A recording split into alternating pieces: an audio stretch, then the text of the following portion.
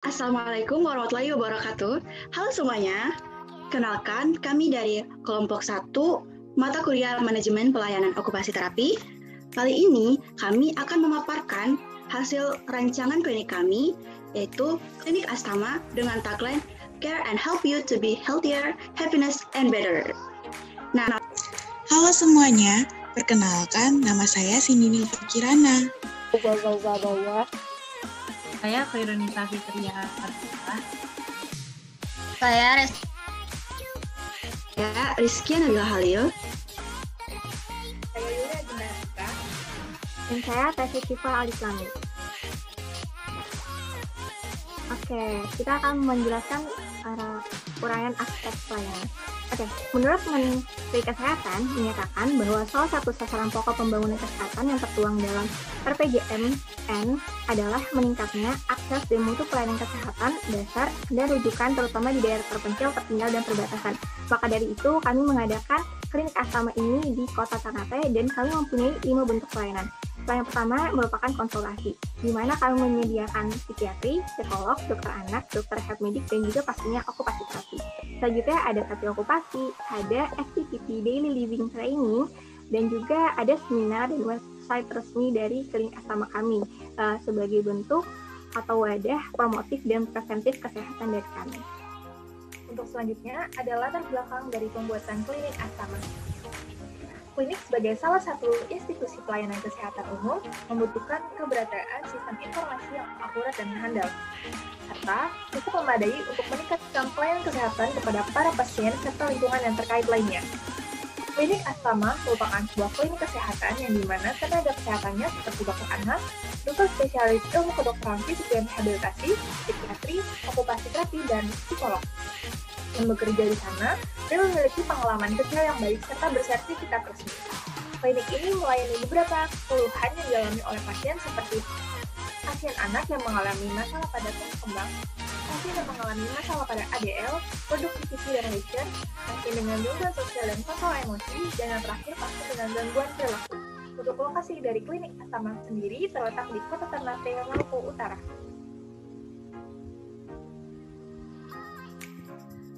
Oke, klinik astama ini memiliki visi pertama menjadikan klinik astama sebagai pusat pelayanan tumbuh kembang anak yang kompeten, berkomitmen, dan berintegrasi di Ternate. Kedua, menjadikan klinik astama sebagai tempat berbagi cerita bagi keluarga dan masyarakat di Ternate. Kemudian, misinya yang pertama itu menyediakan pelayanan dengan kualitas yang baik oleh para terapis yang berpengalaman. Kedua, menyediakan pelayanan kesehatan secara menyeluruh bagi masyarakat. Ketiga, memberikan edukasi kepada keluarga terkait proses terapi yang dilakukan. Keempat, menciptakan hubungan kerja antara terapis dengan baik. Kelima, menciptakan hubungan antara keluarga pasien dengan baik. Dan yang terakhir, melakukan follow-up rutin dengan keluarga terkait perkembangan pasien dan membuat rencana untuk kedepannya. Di klinik kami, itu yang pertama, lokasi klinik kami yang strategis. Klinik kami berada di tengah-tengah kota, jadi gampang dijangkau oleh masyarakat. Kemudian, klien yang dari luar kota dapat berkonsultasi dengan kami lewat online conversation. Berikutnya, klinik ini dibangun di Ternate dengan tujuan mengedukasi masyarakat dan agar mereka tuh lebih memahami job desk dari para multidisiplin rehab medik. Terus, klinik ini memiliki multidisiplin serta fasilitas alat terapi yang lengkap, bersertifikat, dan sudah pasti berstandar nasional. Terus, klinik ini menyediakan layanan member bagi para klien. Jadi, untuk klien yang mau berlangganan dengan kami, bisa banget dan bisa mendapatkan potongan untuk setiap konsultasi atau terapinya. Terus, kita juga punya kantin yang menyediakan makanan sehat dan bergizi, dan sudah pasti dia ramah untuk para anak-anak yang berkebutuhan khusus dan memiliki tempat parkir yang terjangkau keamanannya. Target utama dasar untuk klinik kami ini yang pertama pasien anak yang mengalami masalah tumbuh kembang, pasien yang mengalami masalah pada ADL, productivity, dan leisure, masyarakat dengan ekonomi menengah, kemudian ada orang dengan gangguan sosial dan kontrol emosi, dan yang terakhir ada orang dengan gangguan perilaku.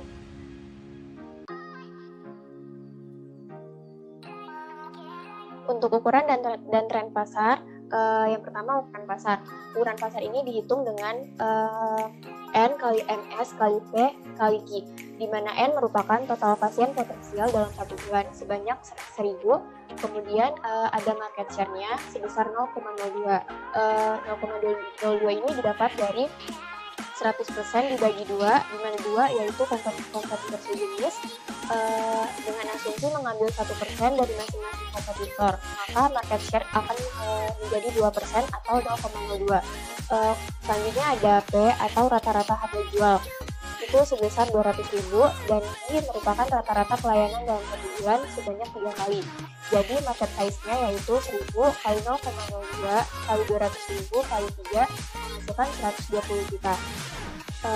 Selanjutnya ada tren pasar. Tren pasar ini dengan dibangunnya klinik rehabilitasi medikal kami diperkirakan akan memberikan keuntungan bagi penyedia jasa dan juga bagi mereka yang membutuhkan.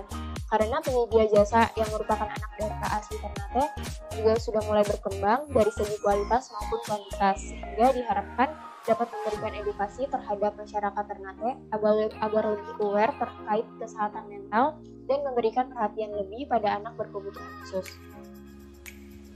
Oke, untuk situasi persaingannya, ini minimnya tenaga okupasi terapis di Ternate, sedangkan kondisi itu berbanding terbalik nih dengan kebutuhan pelayanan okupasi terapi di Kota Ternate. Bahkan, menurut Badan KWSDM Kesehatan Informasi, keterapian fisik di Kota Ternate itu hanya ada 10 orang, sehingga persaingan klinik kesehatan ini yang berfokus pada tumbuh kembang anak, atau anak berkebutuhan khusus, serta kesehatan di bidang fisik, mental, dan sosial ini terbilang persaingannya itu tidak ketat. Selanjutnya yaitu kalkulasi atau perkiraan bagian pasar.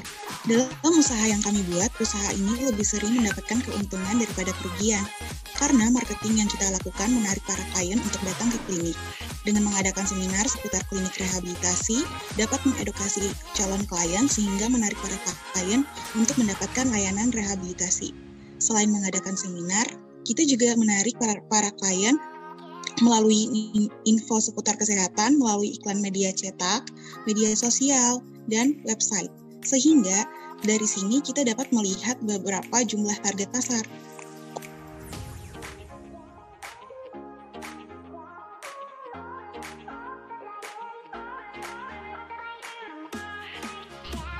Berikutnya ada harga pokok penjualan. Di sini kita punya persediaan barang awal itu sejumlah 8.500.000. Terus pembeliannya senilai 10.560.000. Dan beban angkut pembelian karena kita beli dari distributor luar kota, jadi ada ongkos kirimnya. Nah, itu kurang lebih 1 juta rupiah. Nah, jumlah dari pembelian ini sama beban angkut itu ada 11.560.000. Dan untuk retur pembelian kita tidak punya dan potongan pembelian juga belum ada. Selanjutnya pembelian bersih. Pembelian bersih ini kita dapatkan dari 11.560.000 dijumlahkan dengan persediaan barang awal 8.500.000 tadi. Nah, hasilnya 20.060.000. Terus untuk mendapatkan harga pokok penjualan kita kurangi 20.060.000 dikurangi 2.300.000, itu adalah persediaan akhir kita atau sisa-sisa yang kita punya. Dikurangi hasilnya menjadi 17.760.000. Jadi harga pokok penjualan dari klinik kami itu senilai 17.760.000 per bulan. Untuk rencana pemasaran selanjutnya yaitu strategi periklanan dan promosi. Di sini kita ada 4 cara bagaimana kita mempromosikan klinik ini. Yang pertama, kita menggunakan promosi online. Seperti yang kita tahu, media sosial dan internet merupakan salah satu media promosi paling efektif dan efisien pada masa ini.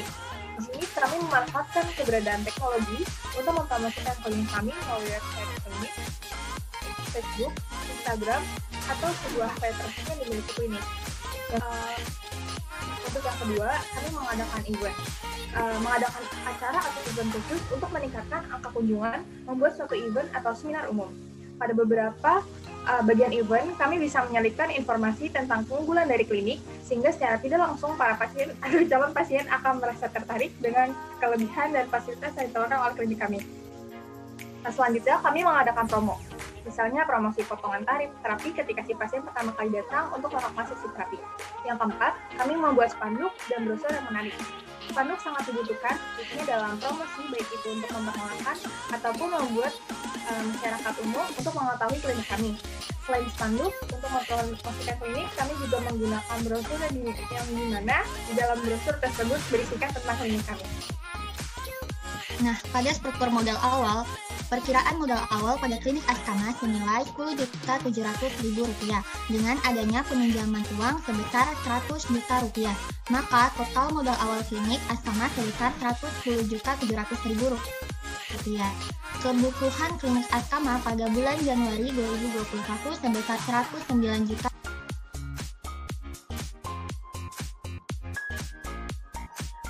Pengembangan usaha yang pertama itu menaikkan gaji karyawan sebanyak 20%. Kita lihat gaji bulan karyawan itu totalnya Rp70.500.000, kemudian terjadi kenaikan sehingga menjadi gajinya Rp44.600.000. Nah, yang kedua itu kita akan mengadakan webinar. Nah, seminar ini frekuensinya lebih banyak ketika hari-hari besar kesehatan. Nah, kemudian selanjutnya kita sama dengan bersama ini tepat dalam penelitian alat. Kemudian ada kita juga akan bersama dengan profesi lain, dokter anak, dokter dan kita akan dengan profesi lain ini untuk menambahkan di Indonesia untuk klinik kami sendiri. Kemudian sebagai menyampaikan seminar dan hari-hari besar kesehatan sebagai terutama pada praktisi terapi yang masih sangat jarang tersebar di seluruh Indonesia. Tentang perkembangan fasilitas ini ada impact senilai Rp21 juta. Kemudian mobil klinik atau operasional Rp100 juta. Kemudian ada penambahan alat terapi senilai Rp1 juta, dan yang terakhir perawatan gedung senilai.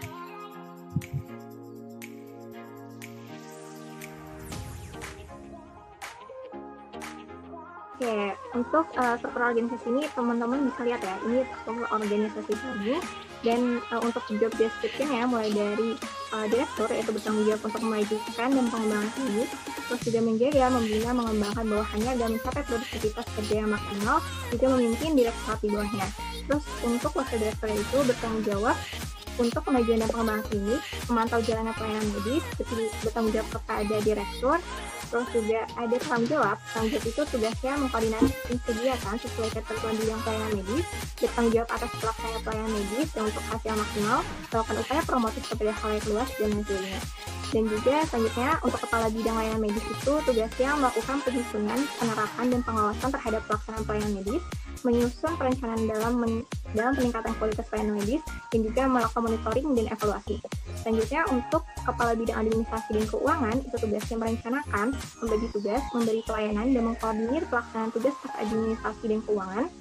Selanjutnya menyusun perencanaan penganggaran klinik, aset maupun keuangan yang keluar masuk, dan juga menyusun konsep monitoring pelaksanaan kegiatan klinis ke depannya. Nah, untuk dokter anak, psikiatri, psikolog, okupasi terapi, dan juga dokter rehab medis itu tugasnya sama seperti melakukan asesmen, intervensi, dan lain sebagainya sebagai upaya penanganan kepada pasien. Tapi selain itu mereka juga punya job lain, yaitu seperti berpartisipasi aktif dalam menjawab kebutuhan orang tua melalui website klinis, terus juga membuat konten edukasi kesehatan kepada halayak ramai, dan juga menjadi pembicara tentang tumbuh kembang anak dan pembicara-pembicara lainnya yang klinik adakan. Selanjutnya ada juga tugas dari staf administrasi, yaitu merekap data surat yang keluar dan masuk, terus juga melaksanakan pelaksanaan arsip, membuat rencana evaluasi kerja dan lain sebagainya. Dan juga ada satpam itu intinya menjaga keamanan dan ketertiban klinik. Selanjutnya untuk klinik service itu pastinya intinya pekerjaannya itu melakukan pembersihan untuk menjaga klinik tetap bersih dan indah. Dan juga untuk petugas parkir itu menjaga pintu parkir, mengecek tiket parkir dan memantau CCTV.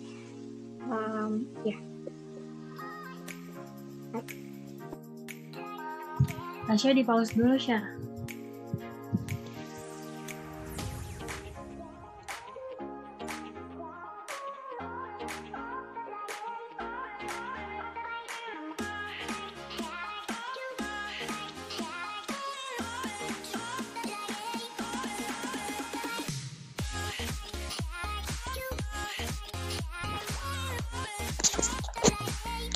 Selanjutnya, kita bakal bahas tentang kekuatan atau potensi sumber daya.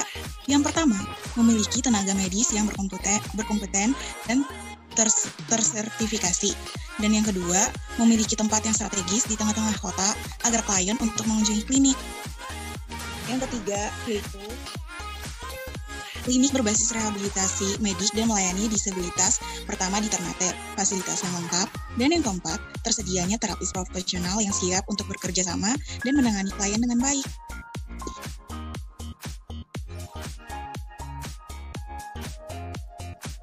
Selanjutnya ada risiko dan hambatan dari usaha klinik.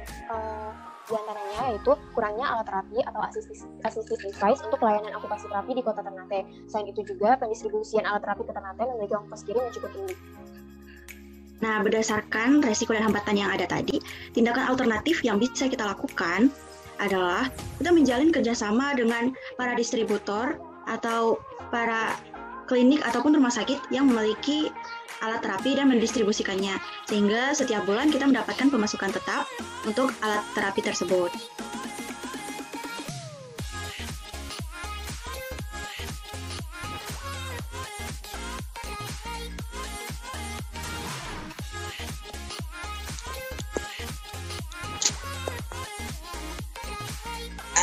Ada sumber anggaran. Nah, sumber anggaran dan jumlahnya itu ada dua. Yang pertama ada modal awal, jumlahnya itu ada 10.700.000. Yang kedua itu ada pinjaman bank, jumlahnya itu ada 100 juta. Nah, dapat disimpulkan sumber anggaran diperoleh dari modal awal dan pinjaman bank sebesar 100 juta dan modal awal 10.700.000. Dan sumber anggaran ada sumber anggaran modal lainnya yang ada paket terapi, harga atau tarif, durasi, dan keuntungan. Harga tarif itu totalnya itu ada 1.275.000 dan keuntungannya itu ada 46.200.000. Dapat disimpulkan dari tabel di atas, total harga pelayanan terapi sebesar 1.275.000 dan total keuntungan sebesar 46.200.000. Oke, selanjutnya untuk perencanaan anggaran finansial itu total pemasukan yang kami dapat dari paket terapi yaitu dari OT, non-OT, psikolog, psikiatri, dokter anak dan juga dokter rehab itu sebesar 278.750.000. Sedangkan nanti di slide selanjutnya itu ada total pengeluaran itu sebesar 109 juta. Nah, sehingga total boleh kembali sehingga total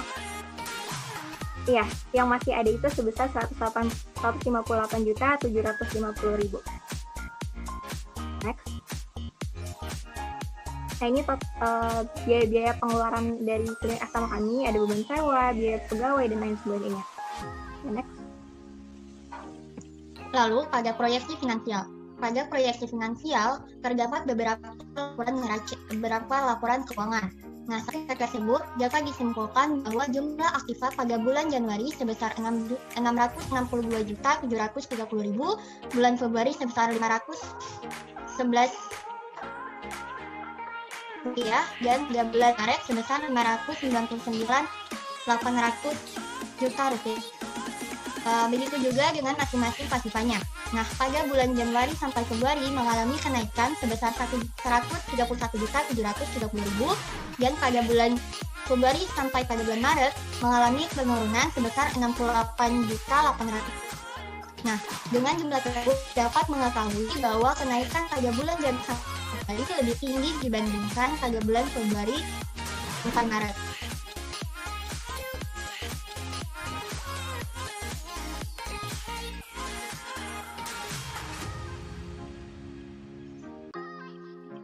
Lalu pada laba rugi atau perkiraan keuntungan dan kerugian disusun untuk menyajikan kinerja keuangan perusahaan dalam kemampuan untuk memperoleh laba atau profitabilitas selama satu periode. Nah, satu periode ini pada bulan Januari. Laporan laba rugi dapat digunakan sebagai alat untuk mengetahui kemajuan yang dicapai perusahaan dan juga mengetahui hasil bersih atau laba yang didapat perusahaan selama satu periode. Nah, Berdasarkan dari tabel tersebut dapat disimpulkan bahwa pada klinik asrama memperoleh laba bersih pada bulan Januari sebesar 161.750.000 dengan jumlah pendapatan sebesar 278.750.000. Dari hasil yang telah didapat, maka kita melakukan analisa profitabilitas. Analisa rasio profitabilitas bertujuan untuk mengetahui perbandingan antara laba bersih dengan pendapatan, total aktiva, dan total modal, yang dimana hasilnya akan menentukan layak atau tidaknya laporan keuangan suatu perusahaan.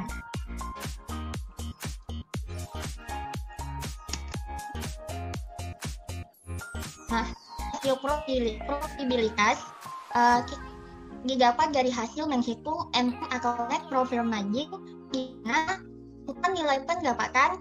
Nilai pendapatan ini dapat dilihat pada laporan pendapatan.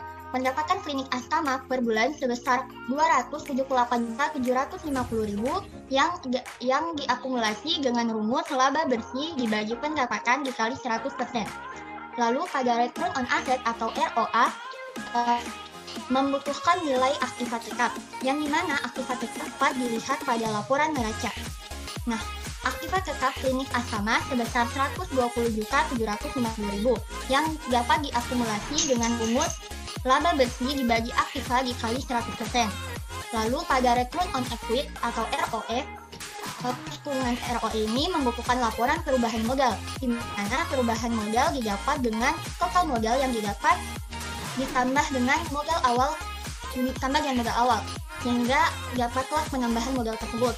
Nah, dari laporan perubahan modal ini dapat diakumulasi dengan rumus laba bersih dibagi total modal dikali 100%.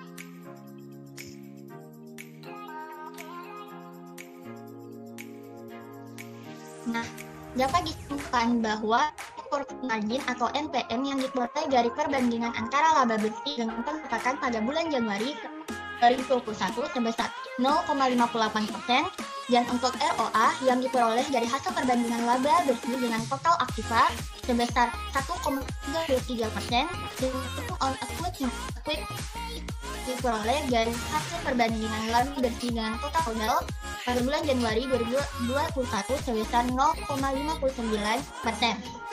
Nah, sehingga pada rasio profitabilitas terdapat nilai yang mendekati angka 1 menunjukkan bahwa perusahaan ini baik atau sehat.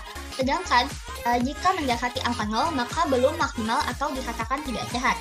Nah, dari hasil net profit margin atau return on asset dan return on equity yang diperoleh pada bulan Januari 2021 mendekati angka 1, yang dimana menunjukkan bahwa klinik asrama ini sehat dan besar rasionya semakin baik karena dianggap kemampuan perusahaan atau klinik asrama dalam mendapatkan laba cukup tinggi.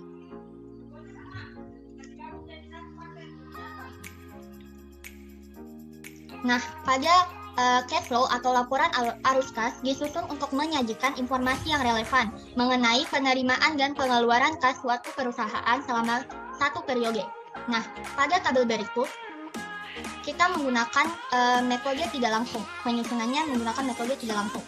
Nah, dari tabel tersebut dapat disimpulkan bahwa perhitungan yang berdasarkan metode-metode alat analisis yang menggunakan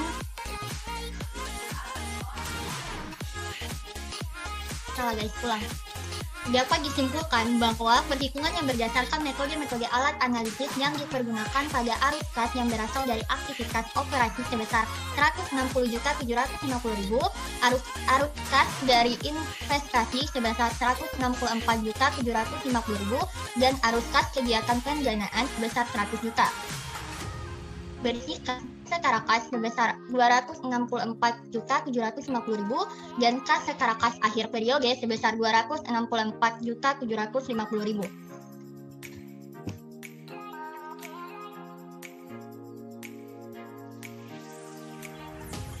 Lalu pada break even point atau titik pulang pokok. Nah, pada laporan BEP membutuhkan laporan total biaya, pendapatan, dan laporan gaji karyawan selama 1 bulan atau per bulan.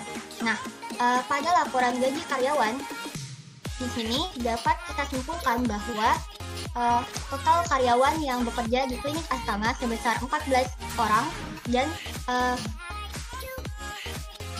memiliki total gaji bulanan sebesar 7 juta. Nah, lalu pada laporan pendapatan dapat disimpulkan bahwa dalam harga per tarif di setiap pelayanan sebesar 1.275.000 dan pendapatan yang diterima pada bulan Januari sebesar 278.000 dengan jumlah orang per hari. Nah, sehingga pada bulan Januari sebanyak 100.000 orang yang menerima pelayanan jasa dari klinik Astama.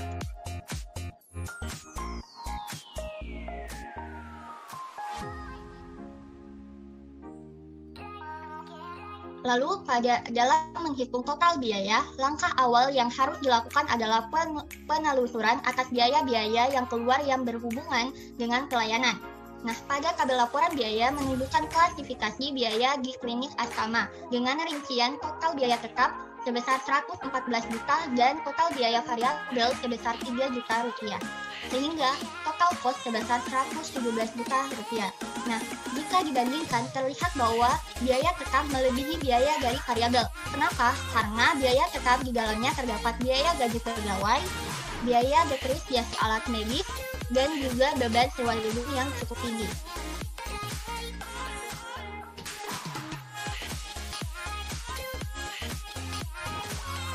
Nah, untuk menentukan BEP dapat dicari formula atau rumus untuk menentukan BEP. Nah, BEP ini dibagi menjadi dua, yaitu BEP unit rupiah.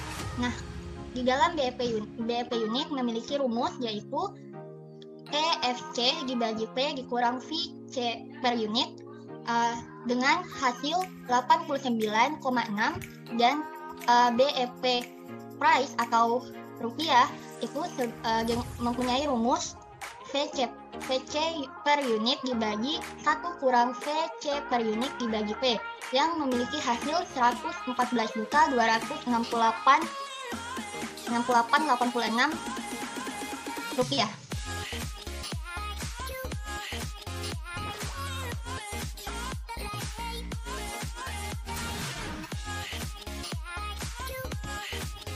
Selanjutnya ada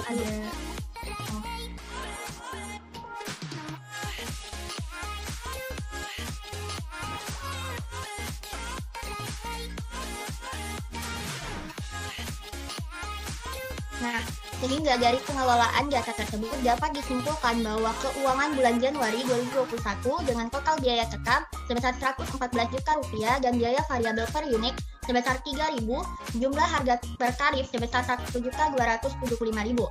Sehingga jika jumlah penggunaan jasa sebesar 1.000 orang, maka break even point baru akan tercapai jika tarif yang dikenakan adalah 114.268 rupiah.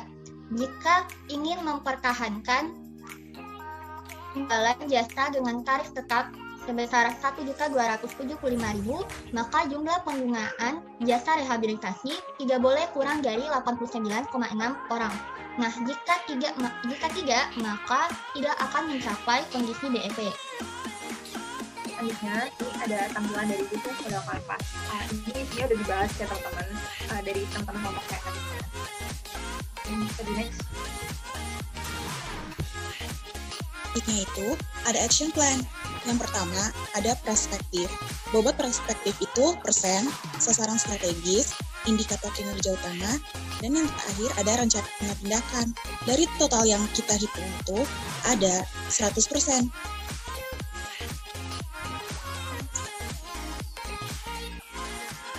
Oke, ini merupakan nama kita ya, nama kelompok kami. Kita kelompok yaitu Klinik Astama. Terus logonya ini terlihat dan tagline kami seperti yang tadi sudah dibacakan di awal yaitu care and help you to be healthier, happiness and better. Next.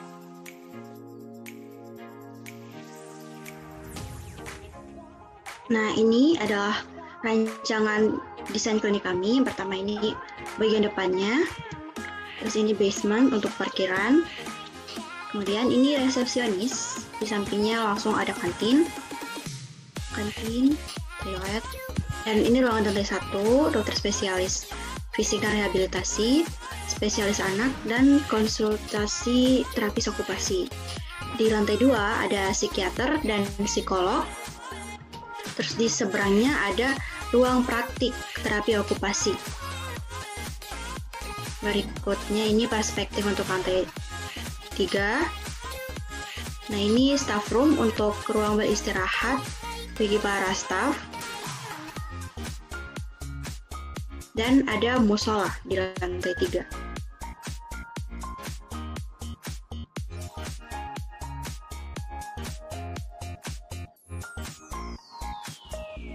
Untuk selanjutnya, ini ada brosur dari klinik kami nih. Ya, bisa dilihat ya teman-teman, tampilan dari brosur yang klinik kami miliki. Di dalamnya itu kami menjelaskan tentang apa saja sih yang terdapat pada klinik kami. Terus di sini juga kami mencantumkan alamat klinik kami, terus kontak person yang bisa dihubungi dari klinik kami.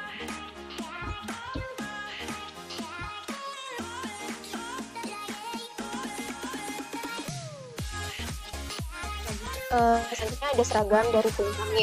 Di sini ada seragam buat terapis okupasi dan juga staff klinik.